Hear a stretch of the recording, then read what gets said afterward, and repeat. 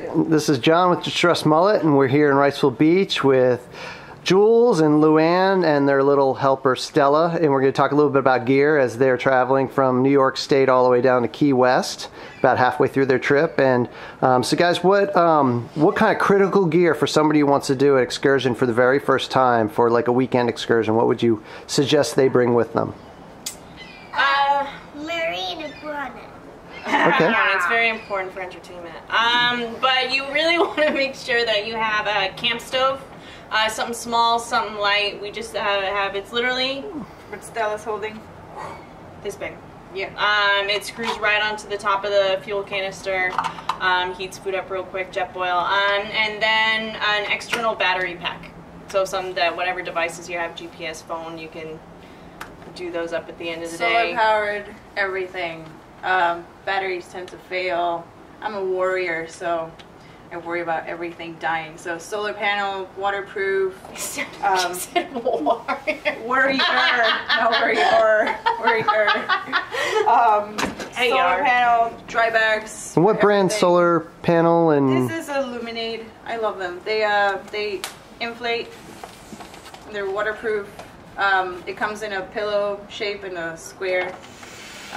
We have like 3 of these, and they're waterproof, so you can put them on the board on anything and attach it and let it charge during the day, and then at night you'll have stuff and you can charge your devices with those pretty easily, like USB. This is just the light. Oh, that's just the light. Oh, cool. If you're going for a shorter trip, if you have a big enough battery pack, you don't necessarily need to bring a full solar panel with you. So you would have to kind of judge the length of your trip for yourself and your capacity for charge, and what devices you're bringing.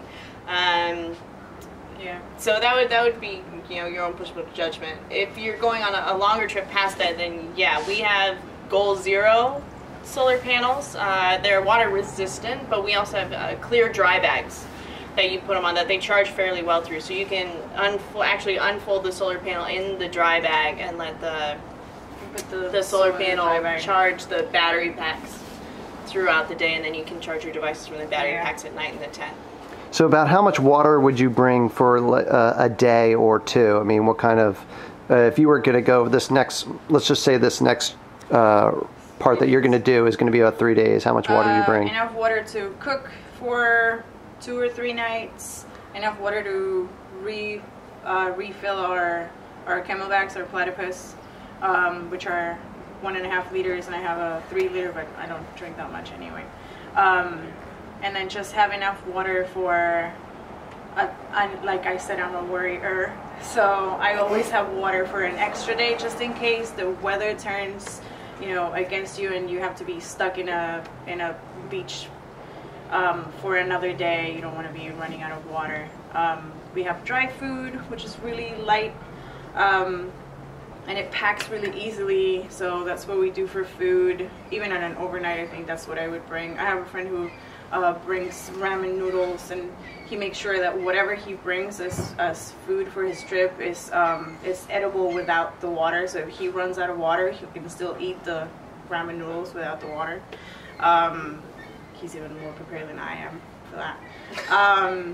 But so what about containers that you? I mean, do you have pots that you bring? Basically, the only thing we bring is a kettle. So we only heat up water, and then this is what we use. The dry food comes in a pouch that you can use as your plate. You just eat out of the pouch. So we don't need plates. The only thing we need is a spoon. Especially when you're going on longer trips, you want to pack as little as possible. So if we don't need a fork, we're not bringing a fork. If we don't need a knife, we're not bringing a knife. Like, the only thing that we need is basically a spoon just to eat out of the pouch, and that's it. Every ounce counts.